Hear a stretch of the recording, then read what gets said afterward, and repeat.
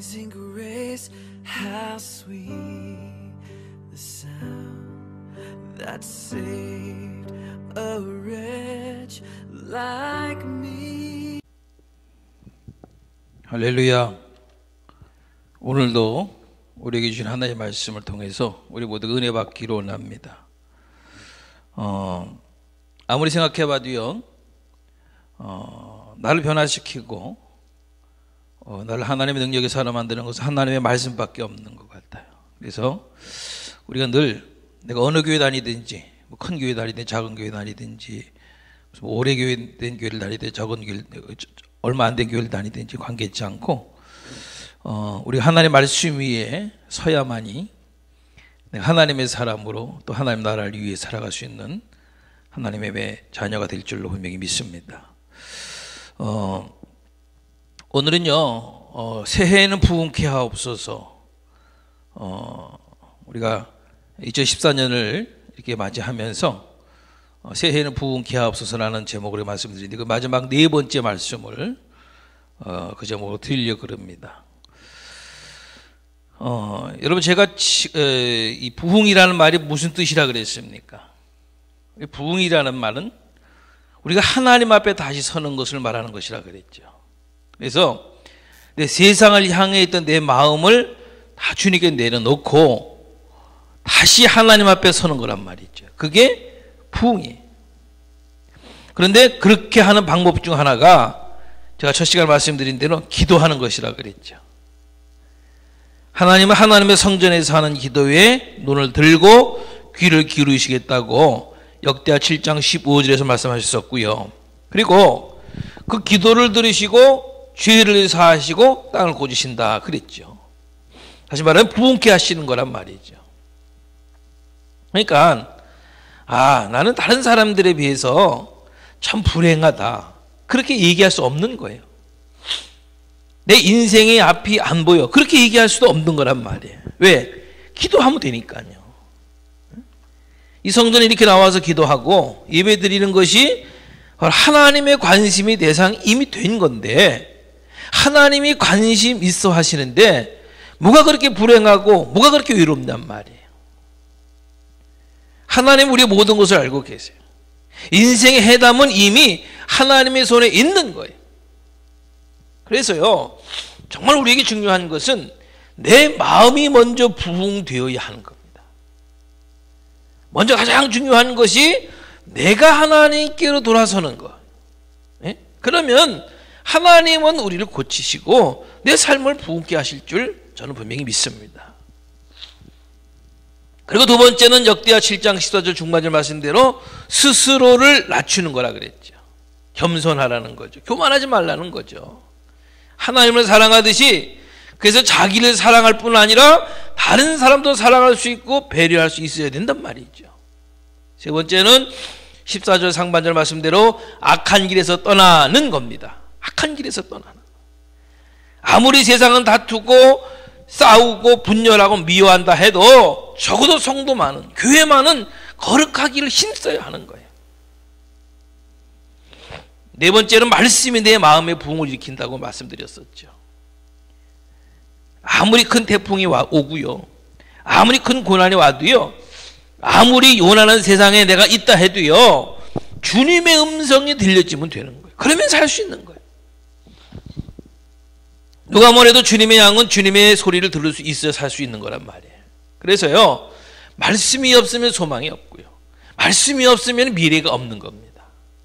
그리고 다섯 번째로 믿음이 내 마음을 부흥시키고 하나님께로 돌아서게 하는데, 그 구원의 믿음 또 역사하는 믿음 둘 다를 가져야 되는 거라 그랬죠. 왜냐? 하나님이 주시는 모든 은혜는 믿음으로만 받을 수 있기 때문이란 말이죠. 구원도 하나님의 역사도 믿음으로 받는 거예요. 그래서 믿음으로만 살아야 되는 거예요. 믿음으로 구원받고 하나님의 역사를 경험하고 살다가, 그리고 그 믿음으로 우리가 하나님 나라에 들어가는 거예요. 그래서 로마서 1장 17절에서는 오직 의인은 믿음으로 말미암아 살리라 그랬단 말이죠. 자, 오늘 저는요, 그 여섯 번째 말씀을 드리려고 합니다. 내 마음이 부흥되고 그래서 하나님께로 돌아서게 되고 그래서 하나님이 우리의 삶을 부흥케 하시는 것은 성령께서 도우시고 역사하심으로만 가능한 겁니다. 성도들이 예수를 믿는 것으로만 만족하고 산다면 자칫 무기력한 그리스도인일 수밖에 없기 때문에 역사하는 믿음을 갖는 것이 필요한데요. 예수를 믿는 그 믿음에 성령께서 역사하실 때 그 역사하는 능력의 믿음을 소유할 수 있게 되는 겁니다. 우리가 아는 대로 지금은 교회 시대고 성령 시대죠. 그리고 우리가 예수 믿을 때에 이미 우리 안에 성령께서 임하셨다 그랬죠. 그래서 제가 늘 사도행전 2장 38절 말씀을 드리거든요. 너희가 회개하여 각각 예수 그리스도의 이름으로 세례를 받고 죄의 사함을 받으라. 그리하면 성령을 선물로 받으리니. 예? 우리가 예수를 믿을 때에 죄 사함 받고 이미 성령을 선물로 받았어요. 이미 내 안에 계신 그 성령께서 그리고 우리를 도우시는 겁니다. 로마서 8장 26절 말씀, 이와 같이 성령도 우리 연약함을 도우시나니. 성령의 역사가 없으면요, 성도는 자꾸 자신의 한계에 매여서 나갈 수가 없는 겁니다. 그냥 자꾸 그냥 여건 탓, 무슨 뭐 환경 탓, 남 탓하면서 주저앉는 거란 말이죠. 언젠가 말씀드린 것 같은데요, 삶을 사는 방법에는 두 가지가 있는 겁니다. 하나는 내가 무언가를 자꾸 얻으려고 허걱거리면서 내 방법대로 살아가는 거. 또 한 가지는 내 삶을 누군가가 밀어줘서 올라갈 때도 내리막길에서도 넘어지지 않고 험한 골짜기에서도 두렵지 않는 그런 삶을 살아가는 방법이 있거든요. 여러분, 어떤 방법을 원하세요?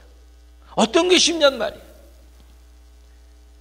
물론 누군가 나를 밀어주는 게 쉽지요. 예? 그런데요, 그걸 하시는 분이 성령님이신 거예요. 아멘? 성령도 우리 연약함을 도우시나니 그랬단 말이에요. 우리를 사랑하셔서 독생자 예수를 조금도 아끼지 않으시고 희생하시기까지 우리를 사랑하신 하나님께서 말이죠, 그 엄청난 희생을 치르시면서 우리를 사랑하셨는데요, 우리를 그냥 방치하시겠어요? 예? 저 같아도 아까워서는 그렇게 안 할 것 같아요. 그렇지 않고요, 지금도 나와 동행하시고 세상에 지지 않게 힘주시고 늘 이기는 삶을 살게 하실 줄 분명히 믿습니다. 그런 능력이 어디로부터 오느냐? 성령을 통해서 하신다는 거죠. 네? 성령이 너에게 임하시면 너희가 권능을 받고 그랬잖아요.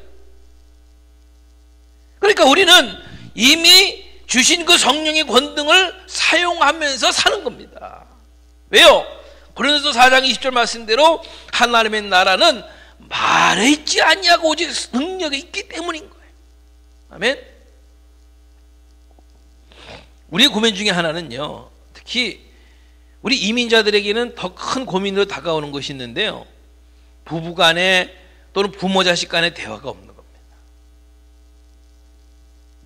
부모 자식 간에 정말 마음을 나누는 그런 대화가 필요하지 않겠어요? 부부 간에도 서로의 생각을 나누고 어려움도 나눌 수 있고 또 서로 원하는 것을 말할 수 있는 대화가 필요하잖아요.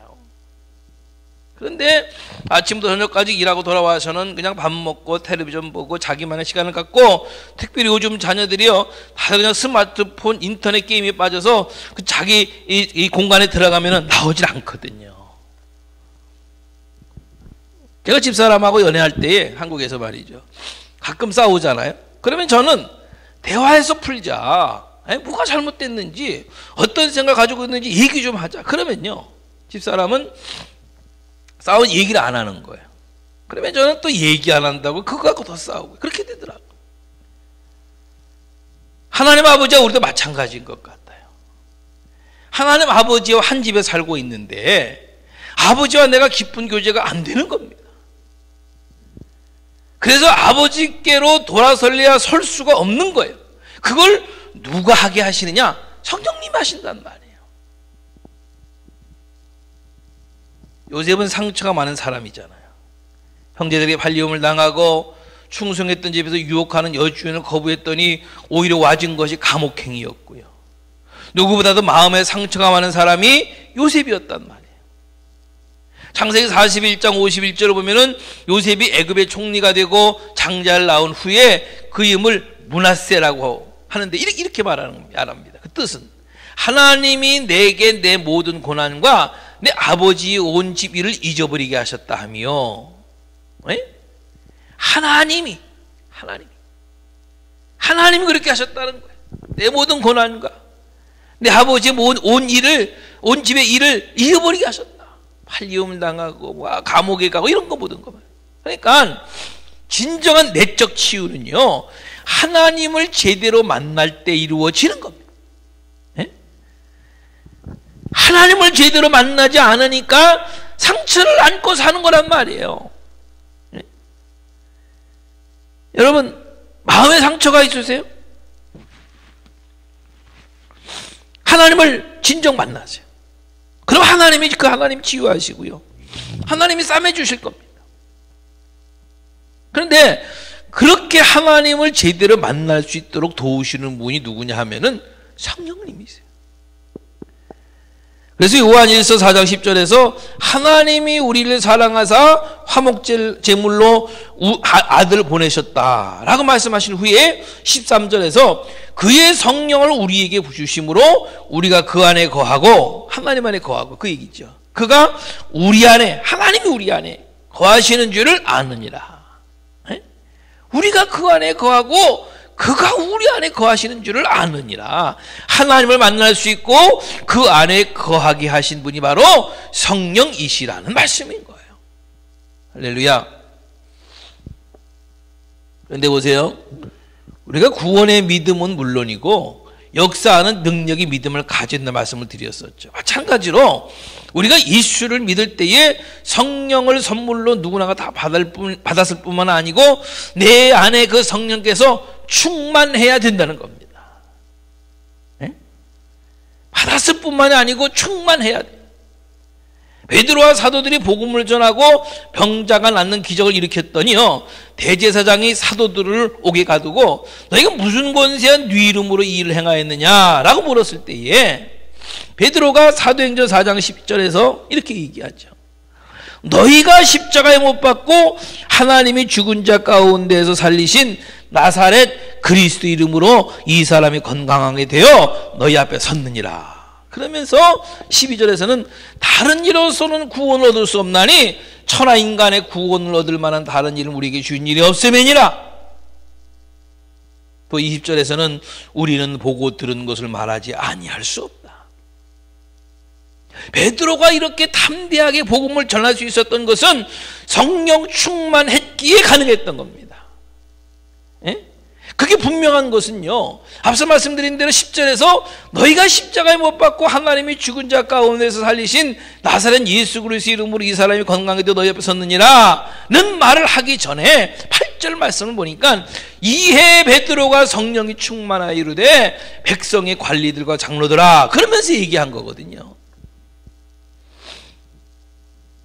누가복음 1장 15절을 보면요, 이는 그가, 여기서 말하는 그는 세리요한을 얘기하는 겁니다. 이는 그가 주 앞에 큰 자가 되며 포도주나 독한 술을 마시지 아니하며 모태로부터 성령의 충만함을 받아.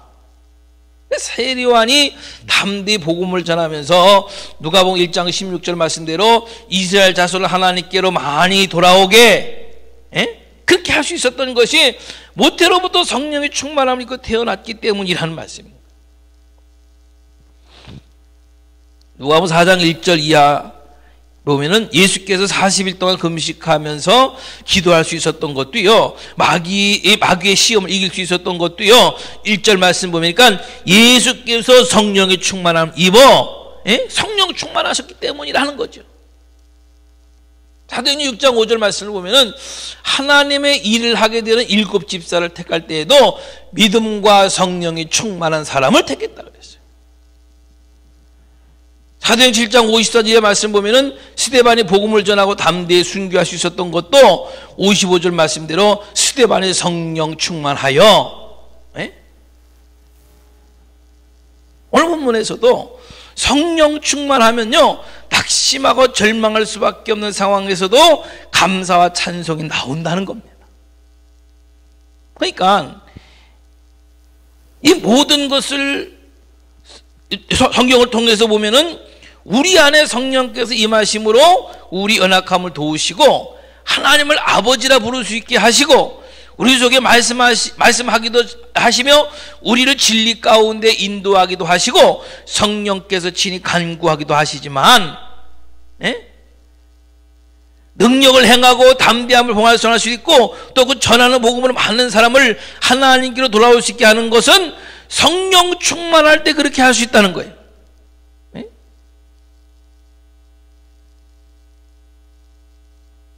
하나님을 아버지라 부를 수 있고 우리 그 진리 가운데 있게 인도하시고 이 모든 것도 감사하지만 함대 우리가 능력의 복음을 전할 수 있는 것, 그래서 많은 사람이 하나님께 돌아올 수 있게 하는 것, 그게 성령 충만할 때 가능하다는 것. 아까 그 사도행전 4장 8절에서 베드로가 예수 이름으로 병든 자가 건강케 되고 오직 예수 이름으로 구원할 수 있다고 담대하게 증거할 수 있는 담대한 믿음을 가지고 있었던 것도 성령 충만했기 때문이었잖아요. 그렇게 성령께서 역사하시면요 믿음에도 새 힘이 나는 겁니다. 아멘.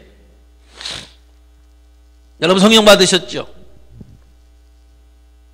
또한 충만히 받으시기를 원합니다. 그래서 본문 18절에서 성령의 충만을 받으라 말씀하신 거예요. 그러면 어떻게 하면 성령을 충만히 받으시느냐는 거죠. 본문에 보니까 뭐라 하느냐면 술 취하지 말아야 한다. 여기서 말하는 술 취하지 말라는 말씀은 술 먹고 취하지 말아라 그런 말씀이기도 하고요. 또 여기에 술 대신에 돈에 노름에 여자의 남자의 사치의 명예에 다시 말하면은 이 세상 것에 취하지 말라는 거예요. 이 세상에 취하면 성령님을 거역하게 되는 거거든요. 그래서는 성령의 충만을 받을 수 없는 거예요. 또 어떨 때 성령 충만하느냐 하면요 기도할 때 성령 충만을 받을 수 있는 거예요. 사도행전 2장 1절 3절 말씀 보면은 120명의 성도들이 오순절날 마가의 다락방에서 간절히 기도할 때에 4절 말씀 보니까 그들이 다 성령의 충만함을 받고 성령이 말하게 하심을 따라 다른 방언으로 말하기를 시작하니라. 기도할 때 성령 충만함을 받은 겁니다. 그리고 그 충만을 받았을 때에 나타난 현상이 바로 방언과 같은 것. 그리고 사도행 2장 10절 말씀 보면은 예언하고 환상을 보고 꿈을 꾸는 그런 현상들이 나타나는 거예요. 또 어떨 때 성령 충만하느냐? 세 번째로 보면 사도행전 10장 44절 45절 말씀 보면은 말씀을 들을 때에 성령 부어주심 곧 성령 충만에 임한 것을 봅니다. 말씀을 들을 때 여러분 그러니까 곧 말씀 충만이 성령 충만이에요. 여러분들 이 말씀을요 제가 말씀을 전합니다만은 이 말씀을 잘 들으세요. 항상 그냥 흘려보내지 마세요. 말씀을 잘 듣고 그 말씀이 내 안에 충만할 때에 성령 충만하게 되는 거예요. 그러면 능력의 믿음이 나타난다니까요. 그러면 하나님이 나를 통해서 역사하신다니까요. 내가 하나님의 나라를 위해서 살아갈 수 있다니까요. 왜 우리가 성령을 받을 뿐 아니고 충만함을 날마다 받아야 되느냐? 그건요 우리가 세상에서 매일매일 당하는 죄악의 유혹과 정욕 그리고 모든 마귀 올가미로부터 벗어나게 하고요, 앞서 말씀드린 대로 낙심하고 절망할 수밖에 없는 상황에서도 감사와 찬송이 나올 수 있고요, 내 힘이 아니라 하나님을 의지하게 되고요, 기도의 힘이 생기고요, 믿음의 새 힘이 생기고요, 믿음 생활의 새 힘이 솟기 때문인 거예요. 네? 할렐루야.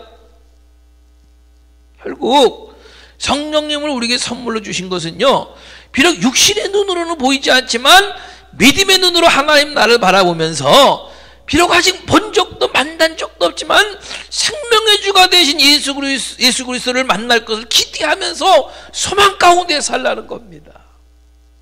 그러니까 성령이 해답이에요. 성령 충만이 해답이에요. 여러분 진짜 축복은 뭡니까? 내 인생의 마지막 테이프를 끊을 때까지 결코 믿음을 저버리지 않고 세상과 싸워서도 지지 않고 하나님을 사랑하면서 하나님 나라에 쑥 들어가는 것, 그게 진짜 축복 아니겠어요? 아멘? 여러분, 우리 모두가 날마다 부흥케 되기를 원합니다. 우리 마음이 날마다 하나님께 돌아서기를 원합니다. 기도함으로, 겸손함으로, 악한 길에서 떠남으로, 말씀으로, 믿음으로 돌아서십시다. 그렇게 할 수 있도록 성령께서 도우시고 역사하실 겁니다. 우리의 구원자이신 주님은 이기신 분이십니다. 그래서 우리 또한 세상을 이기고 마귀를 이기고 신랑이신 주님과 함께 마지막 때에 있게 될 혼인잔치에 참여하게 될 겁니다. 할렐루야. 그날까지, 그날까지 날마다 부흥케 되기를 주님의 이름으로 축원합니다. 여러분, 여러분 눈 감아 보세요. 여러분 마음으로요, 한번요, 주님 그렇게 불러보십시다. 그분이 약속하신 성령께서 지금 내 마음에 계세요. 그 성령님께서 우리가 언제나 하나님께로 돌아서고 하나님을 바라보도록 도우실 겁니다. 최후의 하나님 나라의 능이 들어가도록 인도하실 겁니다.